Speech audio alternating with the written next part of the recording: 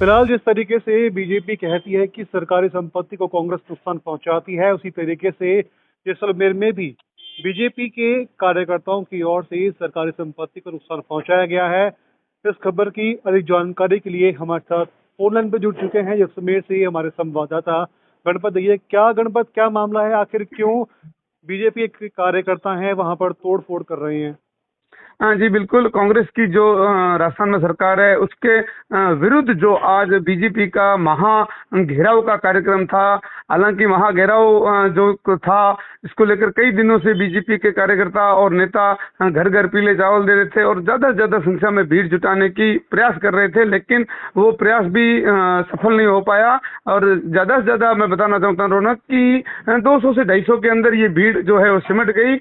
और शायद इसी को लेकर गुस्साए जो कार्यकर्ता थे या वो जो नेता थे, उन्होंने केंद्रीय मंत्री जो कैलाश चौधरी है, जो जैसलमेर बाड़मेर के सांसद भी है, उनकी मौजूदगी में जो कलेक्ट्रेट का गेट है वो उसको तोड़ने का प्रयास किया, क्योंकि वो सभी लोग कलेक्टर के पास ज्ञापन देने के लिए जाना चाहते थे। पुलिस ने उन लोगों को रोका और ये कहा कि एक प्रतिनिधिमंडल जो है वो कलेक्टर से मिल ले और पूरी भीड़ को अंदर जाने की अनुमति नहीं है। इससे गुस्साए तथा भीड़ नहीं होने से आक्रोशित कार्यकर्ताओं व नेताओं ने वो गेट पर चढ़कर, आप हमारे वीडियो में देख सकते हैं कि गेट के ऊपर चढ़कर इन लोगों ने गेट तोड़ने का प्रयास किया। हालांकि जो केंद्रीय मंत्री है कैलाश चौधरी, उन लोगों ने काफी समझाने के उनको प्रयास किया। बीजेपी प्रदेश महामंत्री जो भजनलाल शर्मा है वो भी वहां पर मौजूद थे, लेकिन भीड़ इतनी गुस्साई थी कि उन्होंने तोड़ने का पूरा प्रयास किया। लेकिन गणपत, क्या किस कारण से कार्यकर्ता वहां पर गुस्सा हुए थे? क्यों वहां पर बीजेपी के कार्यकर्ता है वो विरोध कर रहे थे?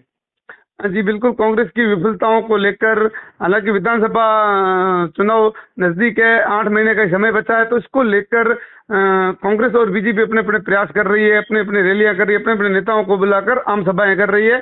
तो उस आम सभा में इन लोगों का जो टारगेट था वो टारगेट कहीं हद तक पूरा नहीं हो पाया। एक तो वो आक्रोश था और दूसरा कार्यकर्ता अपनी अपनी जो प्रेजेंटेशन देना चाहते थे कि हम यहाँ मौजूद है, इसको लेकर इन लोगों ने गेट पर चढ़ा। आपको बता दूं कि आज से कुछ दिन पहले ही एक कांग्रेसी कार्यकर्ता या कहे कि कांग्रेस समर्थक की संदिग्ध मृत्यु हो गई थी। उसको लेकर कांग्रेस कार्यकर्ताओं ने हनुमान सर्कल के ऊपर कुछ पत्थर की रेलिंग तोड़ दी थी।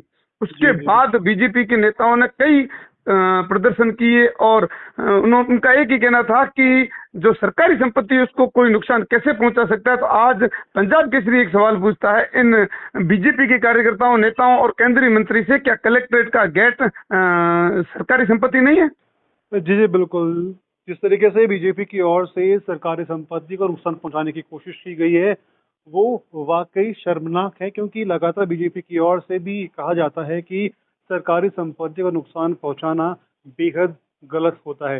ये तमाम जानकारी के लिए आपका बहुत बहुत धन्यवाद गणपत।